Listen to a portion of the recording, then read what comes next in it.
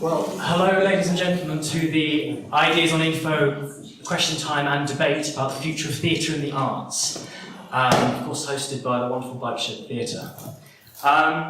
Just before we introduce the panel, I'd just like to say that we're going to be filming and recording this to make a podcast and video so that the wider community can enter this conversation. And if you're interested in receiving any of those, there's also a documentary being made about the last weeks of the Bike Shed, being made by Curtain Call and produced by Richard Knox. And if you'd like to receive any of those, you'll find on your seat a questionnaire, and if you want to put your email address and tick the box, we'll send those out to you.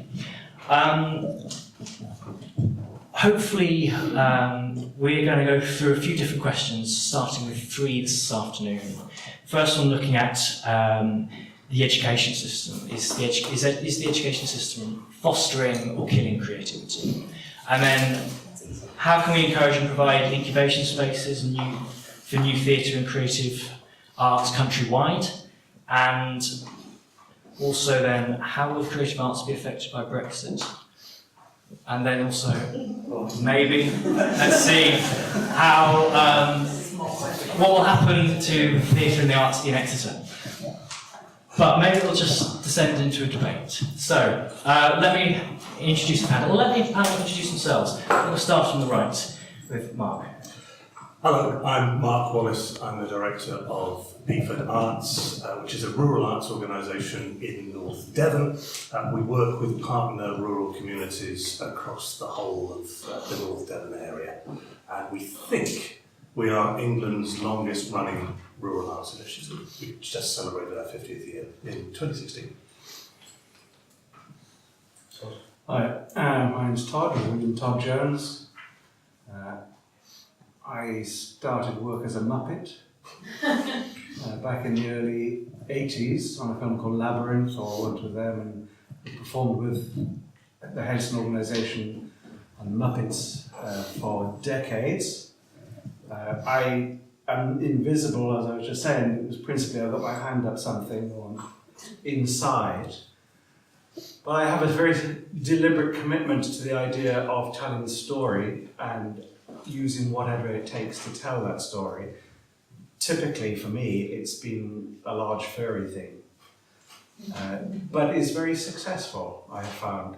However, my determination is to use art for the service of society.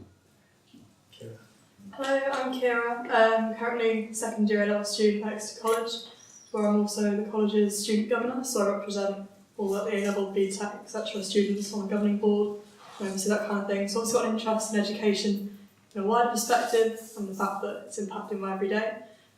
Spent 4 years in youth parliament in Somerset, working with Somerset County Council, especially during a time when they had a 100% arts budget cut, and we're sort of trying to work around that and say, actually this is really detrimental to our young people and to the county. So I have a bit of experience in the political side of arts and also personal interest, other watching and taking part as well. So. I'm David Lockwood. I'm the director of the Bike Shed Theatre and I'm a massive Labyrinth fan. A lot of it's here. Brilliant. So it's important to say as well, we'd like this to be a bit of a discussion and debate. So please, if you have questions, do just put up your hand and we'll come to you. And there will be a chance to ask anything outside of the spectrum we're going to talk about. But first, the education system. Akira, I'd like to come to you about this question. Do you feel the education system is fostering creativity or killing it? Well, that's the thing. So I've been doing a bit of research into this and have a bit of a personal perspective. And the first thing that came to my mind was those who have recently watched the news and the world's best teacher, Andrea Zafiriku, a British teacher, got named as the world's best. And she's an art teacher. And the level of our art education in this country is absolutely phenomenal. But at a time when GCSE intakes of arts are down 8%, when A-level reforms are making sure that students can't do coursework, which is obviously based around creative subjects, I think there are teachers within art subjects who are doing phenomenal things, but the way the government is working at the moment is saying, well, this is going really well, you really like art subjects, but if they're just not doing that in practice. For example, at GCSEs, they have what's called the Progress 8, which measures schools' progress in 8 different subjects, including things like English, maths, science, history, geography. None of them are creative subjects, so schools aren't being measured and competed for art subjects, which shows that this kind of thing isn't being fostered. The A-level reform that came in recently means that big final pieces are being created, and you can have coursework within lessons and written subject, but it's not the same sort of level of creativity throughout. And in a time when student mental health is on the rise, we're not having subjects which are allowing people to be creative, to take a step back and think, actually, who am I? To take a look at self-development with that. So this sort of progression towards all academic subjects we are seeing, and I think it is killing the creative industry within schools. I think art subjects allow for critical thinking, creativity, empathy, people who build relationships with each other, which is what employers are looking for at the end of the day. And you're not going to get that sitting looking at a textbook. But when we're saying that qualifications best come from STEM subjects or from heavy humanities, but actually the interpersonal skills that people are building from art subjects are being cut back. They're just creating a generation of robots, really. So, I'd quite like to bring Mark in here as the director of Beaford Arts, which of course has been run for such a long time and introduces so many people to the artistic world. What would your take be? Well, an observation based on my time at Beaford Arts. Some of you who know of the organisation will know that we used to run a residential education centre in the village of Beaford. And up until about 2012, that was funded by the local authority. And we used to support gifted and talented students. The guy that set up the programme of support for gifted and talented students was a guy called Phil Creek. He did it in the 1990s. Went on to become the county arts advisor. And back then there was he said talking about 2012 as if it was decades ago. Back then, when the world was young, there used to be the local education authority who had county advisors in each subject. So Phil went on to be the county arts advisor. And what he used to do was go around all the schools, the primary schools and the secondary schools, sharing best practice. And his job was to find out best practice, find out the way to inspire young people. And you had teachers in small primary schools who didn't have arts expertise, but they got to work with Phil and be supported by him and develop generations of young people with a particular aptitude for their subject. Now, it wasn't just Phil in the arts, every subject had its own county arts advisor. And I think it was around 2012 that the first stage of rationalisation came about. And the LEA and the system of county subject advisors was contracted out. So all the Phils of this world were offered redundancy or a new package with a commercial firm. And from that point on, the support for the gifted and talented specialists across Devon was provided by Babcock, which until that point had run the maintenance operations of the Navy Yards. Somewhere, somehow, there is synergy there. But for the past 5 years, I've been completely unable to find it. And so I think the answer to your question, are we fostering creativity or killing it? It sort of implies, were we ever fostering creativity? And the answer is yes. Where there were altruistic people who felt their job was to support the next generation and give them the opportunities that they themselves had had, then we were fostering it. Yeah. When a naval maintenance organisation is looking after the future of our young people, we're probably killing it. Would anyone like to chip in? Or are there any questions? Yeah, I was just going to say, it's 2012 thing, isn't that when they reintroduced the baccalaureate into secondary schools, was it? Yeah, so the English baccalaureate is kind of a recommendation from the government, so it's called the EBAC. Yeah. They say that people taking GCSEs should have a strong set of GCSEs. You should take English, maths, science, RE, and then history, geography, and one foreign language. Yeah. So that doesn't include any creative subjects, so schools are having to prioritise their resources.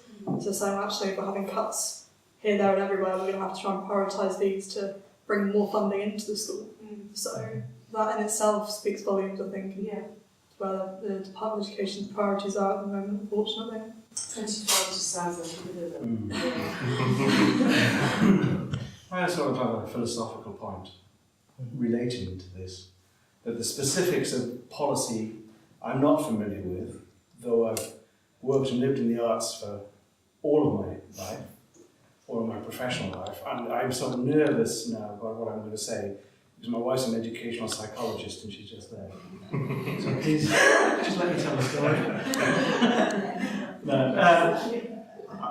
The reality for me about the whole of education, which is critical to the formation of society, is we are best fitted for the lives that we will encounter by having sort of liberal education. And I mean liberal from the Greek to liberate, to make free. And within that, arts, the sciences and the humanities and the arts, each has particular aptitude in areas, we hope, and in society you need all of that. But to deny in a sort of dogmatic and politically motivated way, I believe, that the whole person isn't really to develop, and that what society or the economy principally needs is science and technology, and to say, if your pursuance of a career in education doesn't bring you to a point where you're going to get a proper job, and be able to do the things that our economy needs, then it's not relevant. And particularly at a time where to go to further education, it's very, very, very expensive. So you're looking at it as a product. But for me, that isn't what education is about. I had a really poor education. It was messed around significantly at the time from various systems, ended up in a comprehensive school where I think mostly what I've learned to do is fight with the other schools from around. And it was a time where things were lost, but I think we are mature in terms of understanding what education should be. The emphasis on a particular route being the only relevant one is ludicrous. There's a very basic thing that, I work in the film, TV, entertainment industry. The creative arts in this country, as I understand it, is second only to the financial services sector in offering revenue to the Exchequer. So this is not irrelevant. And in the issues that we are going to encounter in our lives, you need that whole person and people with all aspects of their talents developed in society. Just bring another question there. I think, do you have a question? Yeah, but I was following on from what this gent saying about the whether the academy, the change over to the academies has had an impact upon the school, because certainly it seems that data is driving everything, and it's all about the stats and it's all about assessment of the children. It doesn't seem to be holistic. My thing is, you need to develop imagination to deal with what's coming. Certainly. Is there anything to add? Yeah, well, the only thing I'd say, and other people have said it before, that public schools, of course, do value creativity and they do value the holistic, which is why Eton's got some beautiful theatres, and state schools tend not to. I think that we also need to make sure that we differentiate between artistic subjects and the teaching of artistic subjects and creativity, and that creativity is needed in a huge range of things, which people have said. It's not just, creativity isn't just needed in the arts. I think it's important that we... So that creativity then, when it comes on from education, it needs a place to develop, it needs a place to incubate. How can we provide those spaces for young people and for people coming through the education system out of college, out of university? Mark, I think I'd like to come to you for this. I think there's a fundamental disconnection, which in Exeter for the past however many years has been wonderfully bridged by the bike show, which will be greatly missed in many senses, but this one included. Artists, I'm stating the obvious here because I guess a lot of the people here are from the arts sector, but just to set up where I'm coming from. Artists need space to experiment and space to fail. Arts organisations are funded on the basis that they need audiences. They provide a service for audiences. So on the one hand, you've got organisations like Beaford Arts receiving funding from the Arts Council, and we have to go back to the Arts Council and report on the audiences that have attended work that we've presented over the course of a year. And in theory, we should be showing a gently rising trend, albeit one that sort of varies around the curve. So, on the other side, you've got artists who want to experiment and be adventurous and try things they haven't tried before. Now, if we put our Arts Council funding, which is supposed to bring in audiences, into supporting artists that want to make new, adventurous, risky work, then you can see the disconnect that I'm talking about. That work, we should not be expecting that work always to meet an audience. We should be allowing artists to discover that what looked like a good idea on paper after 3 weeks in the rehearsal room should just never be spoken of again. The question then becomes, how do you provide space in this middle ground? Now, if you are an entrepreneurial, forward-thinking organisation like, for example, the Bike Shed Theatre, you do deals and you found spaces that you take on temporarily and you provide to artists to go and make interesting work. And some of that work then comes onto an entrepreneurial programme like From Devon with Love that takes the best of the emerging work in Devon and shows it here and presents it to an audience and sees what goes on. Then that kind of process invites people like me to come along and see the work, find those shows that would work with the audiences we are funded to serve over here, and take those artists on the next step of their journey. So the disconnect, if it can be bridged, actually makes a really nice route in a place like Devon, and has done for the past 5, 6, 7 years, however long From Devon with Love has been running. And for that, thank you, David. Yeah.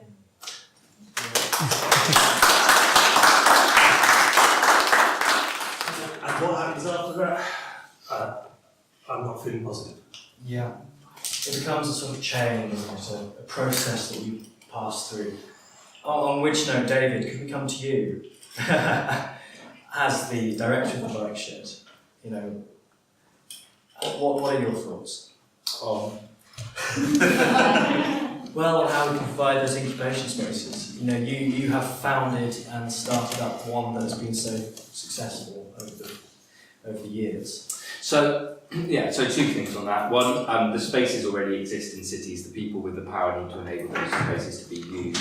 And that could be artistic organisations that have spaces which are difficult for people. You know, space is always difficult because there's always a little bit of cost involved in opening the doors in the first place, but being able to let them be used. But more importantly, planners in local authorities. I had a meeting with the former deputy Mayor of London. She said that the most important document for artists to know was the planning one. She was encouraging planners just to get off the back of artists so they could take over warehouses in Shoreditch and wherever else. That would help if other cities can think similarly. The other thing is to be aware that things that are good and have that have the things that Mark's talking about, things like From Devon with Love, for example. From Devon with Love was actually a bit of a cynical decision in the first place. It was about all these artists who we could no longer programme, and we were trying to get our programme more consistent, specifically local artists. Where can we find a space for them in our programme? Well, we'll put them in January when no one goes to the theatre.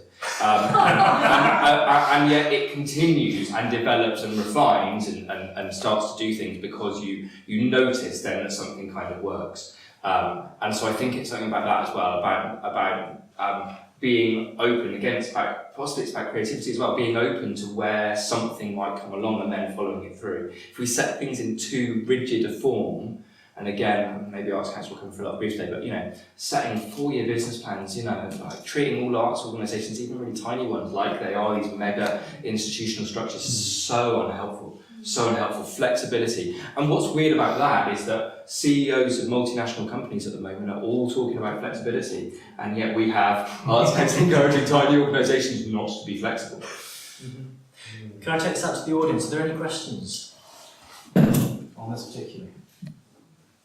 No, that's fine. Does anyone else have anything to chip in, and then we'll move on? Yeah, sort of linking the 2 questions, I suppose. You mentioned academies, which is really interesting. So the academies give more autonomy to schools, but what we're seeing is then schools becoming in competition and competing. If we're giving autonomy to schools, we can go the other way, and so actually these schools can become collaborative.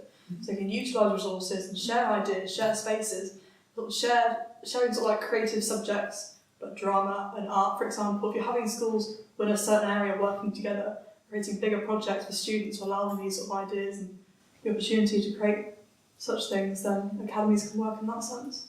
It seems to be really difficult to access schools to get people to do outreach and to let the pupils come out to do stuff. I mean, there was Daisy, which was a brilliant organisation, but I think more and more schools are sort of like watching their budgets really, really carefully. Can't get them out for love nor money to do workshops and stuff now, I find. It's just Yeah. Can I say something? Certainly. Beaford Arts, we come from Cholmondeley, and Beaford Arts actually used to work very well with Cholmondeley Academy Trust, but the last couple of years, I don't think they've been there. How did that work before? Because you used to come and do a workshop with the children before, and then they would join in production afterwards. What's happened there? Well, without naming names or going into specifics, you've answered the question.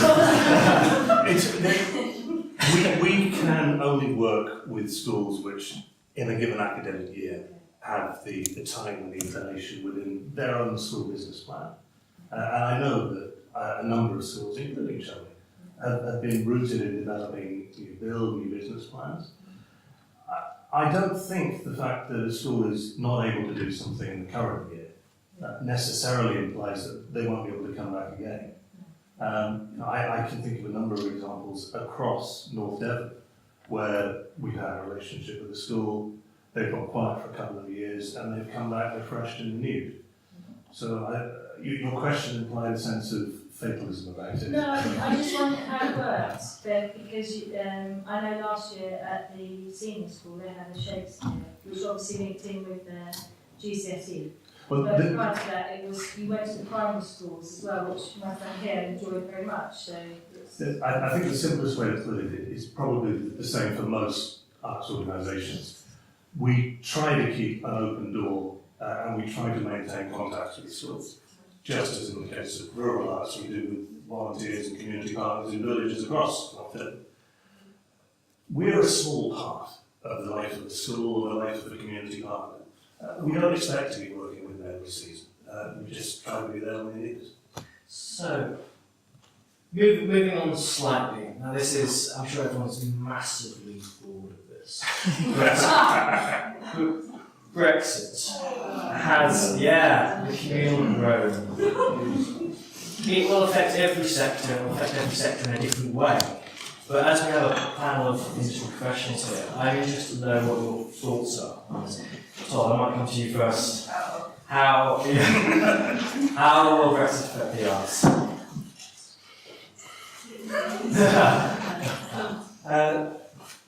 That story is not written yet. I think there will be definitely losses, significant ones. I spent the last 6 years travelling around the world, in fact, but significantly in Europe, where I was just on a bus and didn't need any particular documentation in order to be able to perform there, work with performers from there here, people hop over.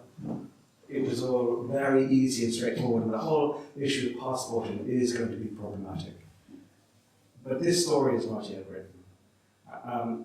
I just want to go back to the last topic to a degree, because I think it's relevant in terms of this. You're asking about developing arts and incubating things. My experience has been, whether there is people like Jim Henson or others, David alluded, it's about vision and determination to make a difference in a place. And then those people sort of draw others to them, and it becomes a force, and it becomes a reality. A thing exists for a while, and then it often goes. So there's a continual process of birth, generation, and death of a thing, which is very much dependent upon individuals to drive that. I think that will still be the case. Now, this madness that is coming, which I think will really undermine a lot of things, particularly in terms of, well, there's so much money, and those in authority can say, well, we have to spend it on the really important things, and my fear remains that arts will be seen to be less important, back to my earlier point, which I fundamentally disagree with in society. each of us have a responsibility to work with that which is there and try and navigate through it. I really wish it could be otherwise in terms of this specific thing. I don't know if in terms of those people here wish what you expected, what you wanted, what you voted for, what you hope might come. But for me, this is a huge cloud that is looming, and it's something that fundamentally I can't do much about, except I will try and navigate through it. I'm old enough. I'll tell you just a little story, because I do better with stories. If it's all right. When I was a kid in the valleys of Wales, it was the early years of Margaret Thatcher, and I got arrested a few times for political agitation. Which I wasn't very accurate with my eggs, but it was the thing I could absolutely see what was happening was wrong, was fundamentally going to undermine the society. And I'm old enough now to say, well, I think I was right in some respects. But what I decided I would do was, rather than just be there demonstrating myself, I would use the arts. I found that there was a possibility. I started off as a ballet dancer and then with performance and creatures and puppets. So there's an irony here that having been arrested a couple of times for saying things against authority and trying to make a difference, I end up in the 1987 general election working with Spit and Image and my hand at Margaret Thatcher singing to Mark belongs to me, and artistically, nobody arrested me. And it made a point. I think the arts has this possibility of doing things. That was created by Flacken Law. Those who will remember Spit and Image. These are things that come from people. People will make these things work, make it work, will try and navigate through despite the systems. We have to work to try and bend the systems to our will, but I would hope we will find a way through it. I expect to. Yeah. So Kira, as a recent member of the Student Youth Parliament, or Young Youth Parliament, what is your take on this? Well, so it's too young to vote, I'm still too young to vote. Got 2 days so I can, so it's the decision made. Is it something I personally agree with? Is it something a lot of people need to agree with? But we did have this discussion on how it affects opportunities and affects education. And I think when we were having this discussion back a lot, we were talking about drama, the big group chat we had, and someone pointed out that Nicky Morgan, who campaigned to stay in during the end, said that art subjects would hold teenagers back for the rest of their lives, and then went out to say much as campaigning to stay in, actually we need to stay in because the arts will be affected. So it's kind of like a complete disparity between what they were saying and what they were campaigning for, which specifically to us is what really got to us, I think. But yeah, I mentioned before, limiting opportunities and freedom of movement isn't something we should be moving forward as subject, but expand beyond that. Any questions? Brexit. Questions about Brexit. Yeah. How long have we got? Oh, we all have questions. Does anyone else have anything to chip on that? Because it's one of those things which will be affecting us for years to come, particularly in the arts sector, particularly as young people who are coming up through schools now, coming up through secondary, through college, will be, I suppose, in a way, hardest hit or most benefited from, depending. I'm going to try and make a positive case for Brexit. That's all right. So my feeling is that what Brexit revealed, and lots of people say this, that Brexit revealed splits in the nation that we weren't acknowledging before. And there are parallels between places that voted to leave and the places that don't receive much subsidy, government subsidy for the arts. And the potential that we have, it's not being realised at the moment, but the potential that we have to start asking questions about why did people, if it wasn't just about Europe, if it was about something that was bigger, about, people who are feeling left behind, people who are feeling disparate, probably people who were throwing eggs in the 80s, to be honest. What can we do about that? I think it will be a massive missed opportunity if we don't ask those questions, because I worry about what will come next. Brexit might feel like a very small revolution compared to what might happen in 5 years. Certainly. And with all this in mind, with education, the future of the arts, creating these creative spaces, and the political sort of turmoil, things which are happening in Exeter, how do you feel this will affect us here? Because this is where we are, I suppose. And David, I think I'll come back to you. You know, what do you feel is the future for Exeter's art scene? As a result of Brexit, or As a result of generally the discussion.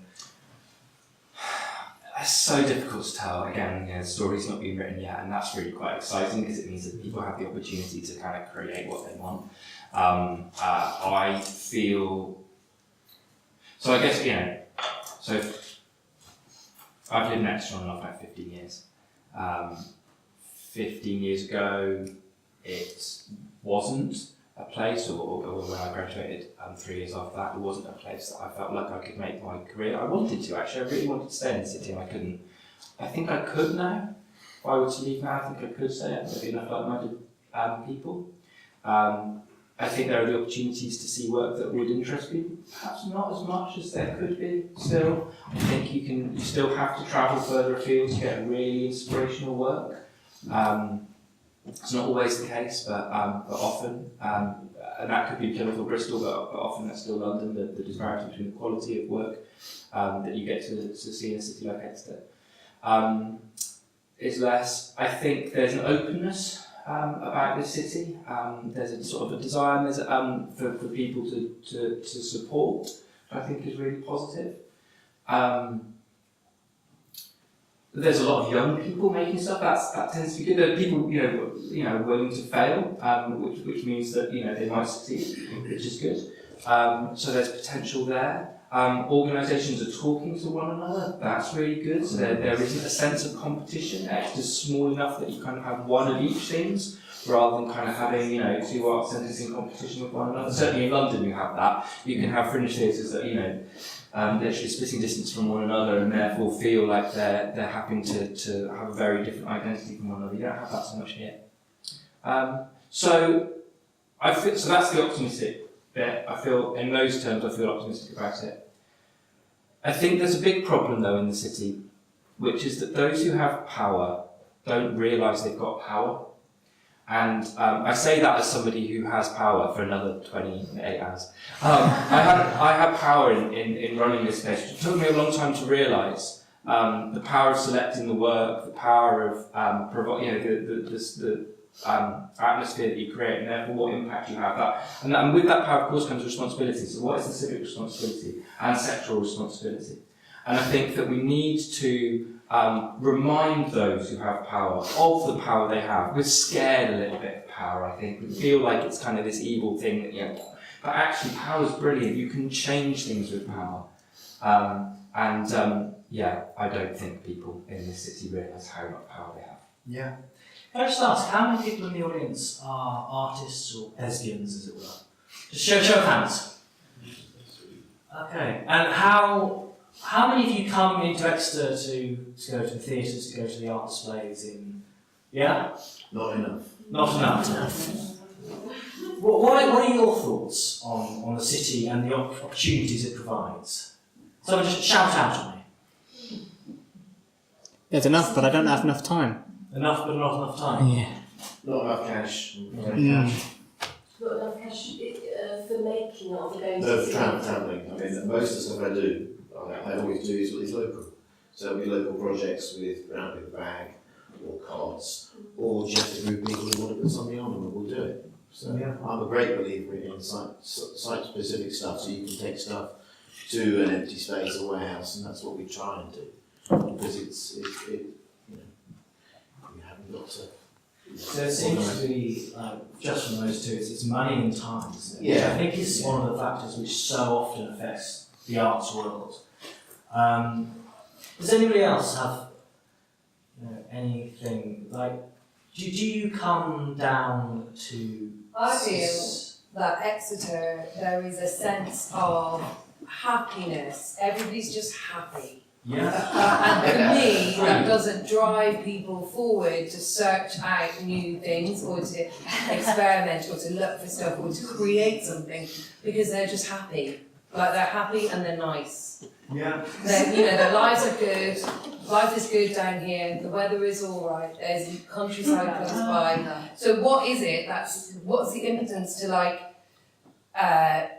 to create something outside of that, or to force yourself to go and find things? It's just contentment, which I don't necessarily think is a good thing. You're absolutely right about that. There's nothing that people are railing against. But what's interesting is it's an incredibly creative place to be.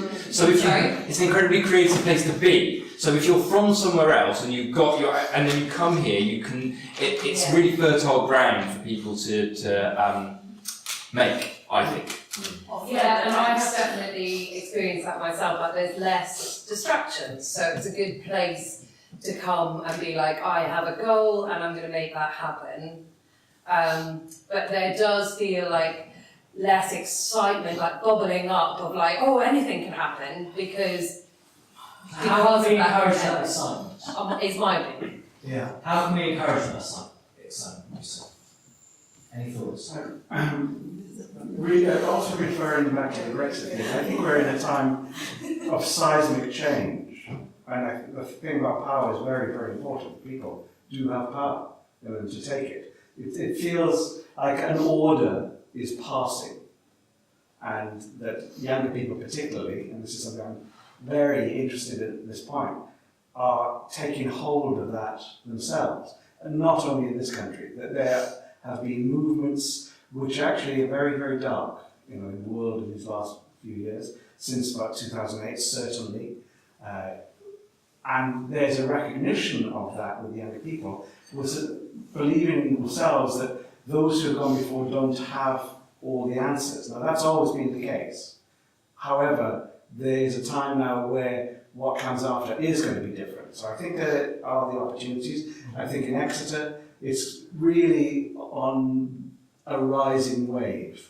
There's a lot that's going on here. There's a lot that's happening in the provinces. And certainly, I'm more familiar with Bristol in many respects because I do quite a bit of stuff with Ardman. But they've really turned it around there. I like the hipster idea, that you just make it, you do it. It's there for people. It doesn't necessarily have to have the same financial return that it used to have. There are no yuppies anymore. It's a quite different view of the way the world works. You don't need just more stuff. You want some good stuff. You want experience that is shared one with another. You've got all your tablets and all the technology that will remove you from community, but actually you find that leaves you with nothing, an emptiness inside. What you want to have is experience with other people, and share and grow old in amongst those and be invigorated by things. Kira?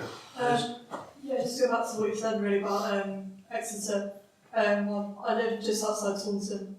Also, I travelled into college, 15 minutes on the train. I remember the first time I came to college, it was like a buzz.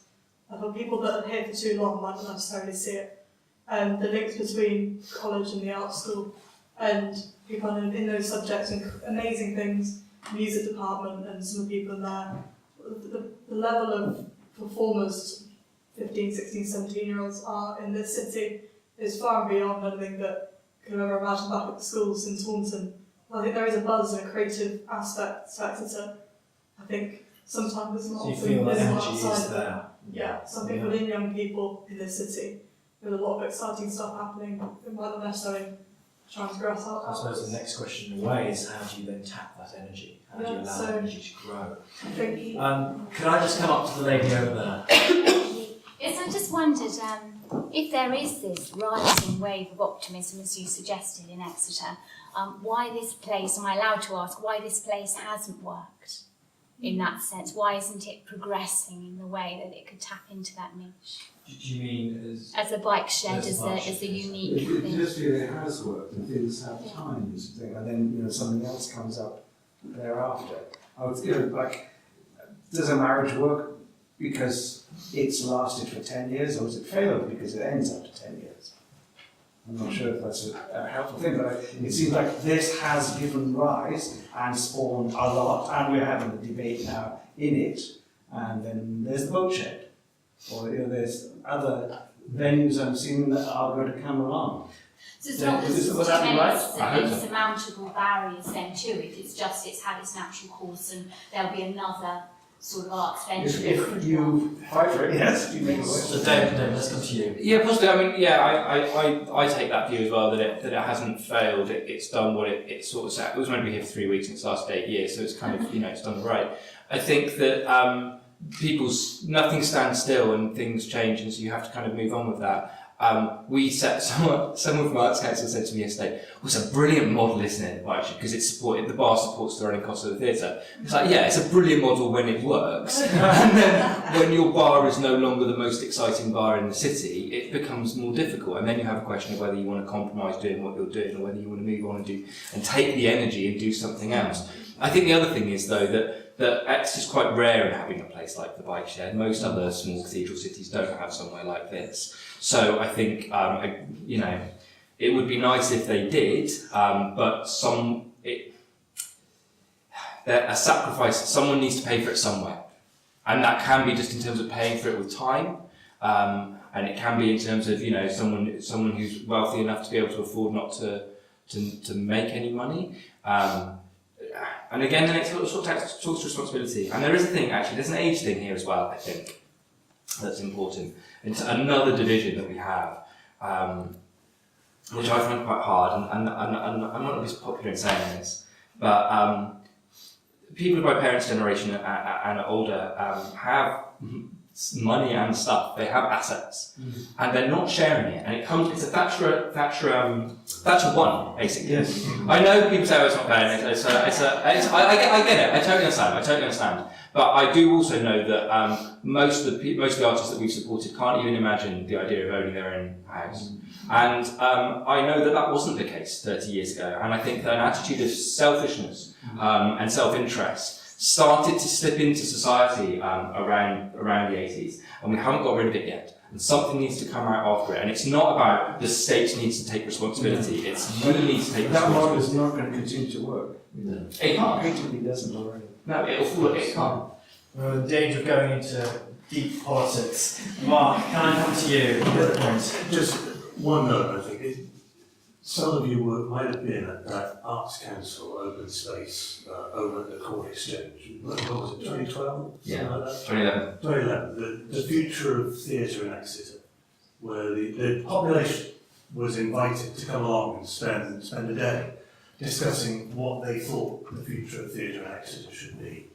And Arts Council invited everybody along, and there were a lot of big breakout groups there. And what it ended up doing was making sure that the Northcott didn't fail. But not giving the Northcott anywhere near what it needed to succeed. And then backing the vision of a new team, which became Collider.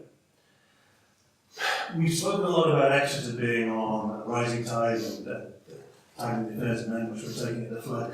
There is a risk, and I think Exeter should be aware of this. Small arts organisations like Collider or like the Bike Shed succeed because there is a vision held by the team. And there's generally someone that is bloody minded enough to keep going and make sure that the thing stays afloat. And that person, if he or she is lucky, will be surrounded by a team of people who bring complementary skills and a complementary vision. And together, that small team brings into existence, wills into existence, something that wasn't there before. Now, I know that you and Finn were thinking about what you were going to do long before this place opened. There was a process that went on that was just down to the sheer commitment that you guys had and the team that you were built around you. The existence of this place is testament to a huge amount of hard work, and its contribution to the development of the arts ecology in Exeter has been far greater than I think any of us can understand from our own little area of intersection with it. When it goes, we will lose something. For something to replace it, there needs to be another visionary team with similar will and bloody-mindedness to succeed, and a similar group of people coming around to support, encourage development and complement their skills. That is not an easy task, but I guess it starts on Sunday.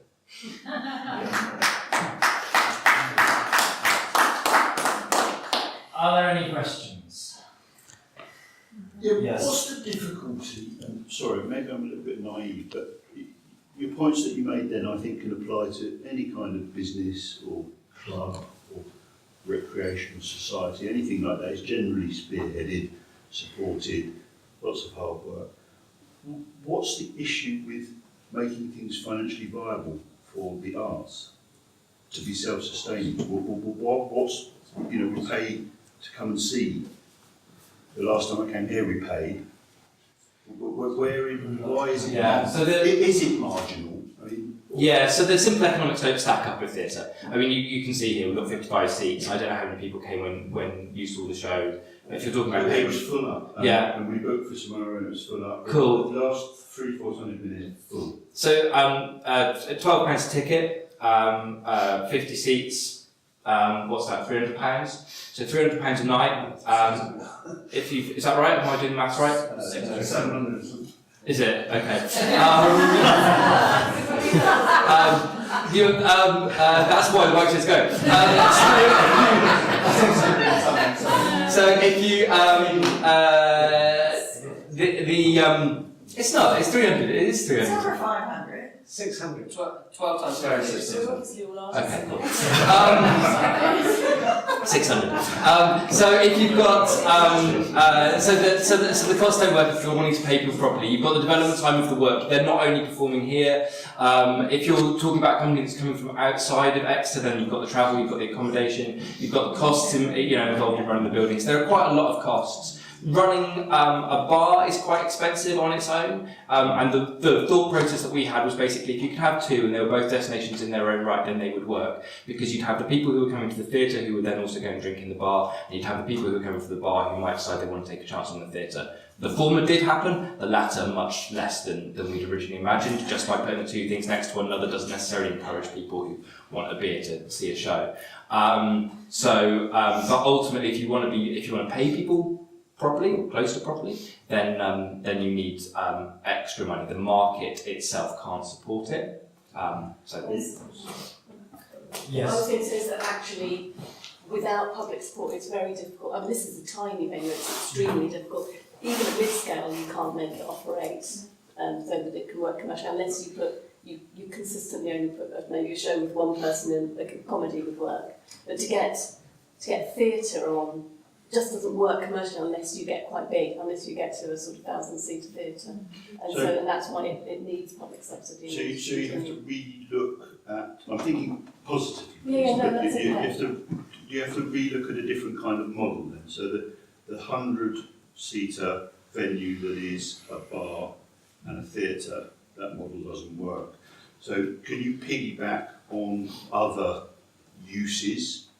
And I think that's... Get 24-hour use on space. I mean, this building is idle for a certain period of time. Very, very, very. When people see it, yeah, the point I'm trying to make is not specific to here. I'm thinking about generally how you try and explore this middle ground and create space for innovation. I mean, in the southwest here, I've never seen so many festivals, so many markets, so many shows annually where there's opportunity there to do theatre, art, creativity within those kind of spaces. Come to the lady back just before we finish, because we are coming This to the is just end. in response to this, which is, I feel like you have to put your value on theatre. Is it monetary, or is it much more than that? And if we say that it's monetary, then yes, let's figure out how many people can we get in to watch it. Or are we saying that the value is the effect that it has on the people that are in the room, which is 10 people or 100 people or 1,000 people, and as an artist who makes work, I think it's important to put that work out there. I have to be paid, I have to pay somebody else to work with me, I have to pay somebody to do the lighting, to do all of these things. It doesn't work to get 50 people in a room paying a tenner each and to give some money to the venue. Although I have a passion to do that, I appreciate the support of our people, like in the form of the Arts Council or whichever way, different organisations, and that for me has more value than money. Does that make sense? Yeah, can I just quickly say, and we'll come to the final panels just to finish off. So for instance, this event, put on, it's basically been arranged in a couple of weeks, very, very small amount of money has gone into it. But we have a lot of people in this room who are here voluntarily. and they have to be, because there is not the money available to support them. And that is kind of the way it is. And we really appreciate that. And that's one of the things about the arts world, is it doesn't necessarily revolve around money anymore. It revolves around who people know and the good deeds that they do to each other. But I'm getting involved. Mark, let's get to you, and then Todd, and David. I want to address your question with respect and enthusiasm. We need people with a different discipline coming in, looking at business models, interrogating them, trying to find new ways forward. In fact, if you're based in Chelmley and you'd like to join the board, then do see me afterwards, because we're just based in St Maltas. But the answer, I think, the Arts Council of England was set up after the Second World War by Ray Vaughan Williams and John Maynard Keynes. Now, if Keynes' view was that the arts needed subsidy to be all they could be in this country, we're a good company. Todd, just finish. So go back to the Second World War. Yeah. Winston Churchill, 1938. There is a meme that's going around, and I said this to Silas the other day, where supposedly, reputedly, he said, when asked if they should reduce the monies offered to the arts in order to continue funding the war effort, and he said, well, what's the point of fighting? But he didn't say that. So I'm sorry, I had to look that up. So I tried to find something valuable, because I think this sight from a distance is quite good. You know, we too will be a part of history sometime hence. So it's our choices now that we exercise that's going to make all the difference to what counts. And I would really say to all of you, you know, here's the task: get out and do your art, or help others see art, or make art. It is our responsibility to do it. It is not authority's responsibility. They will act based upon what we say. But I just want a short bit of accountant voice. Ill fares the race, which fails to salute the arts with the reverence and delight which they are due. And then, Kira, just final points, David. Just final to say that I think going forward, the next generation will be creative and wants to take risks, because we'll go against everything that we've been taught to say this is what you have to do. Because we'll start to understand that actually human empathy is far more important than logic when having a conversation with someone. Heart to heart, far more important than ability to understand a statistic. I think creative subject helping us to develop risk, good communication skills, listening, above all empathy. And I think as humans that will help us move forward. And no matter what happens, two spaces will help create spaces themselves in our conversations and in our lives. David. Someone said to me yesterday, he's surprised at how uncreative arts organisations are. I think arts organisations need to get a bit more creative. Okay, well, thank you everyone for coming. If you want to keep updated about everything going on in this conversation, please do leave your email. Similarly, if you want to fill out the rest of the questionnaire, we'd be really grateful, just because it's really interesting to know what your thoughts are. And if you have any further questions, we will try and get those answered and published. Thank you very much for coming.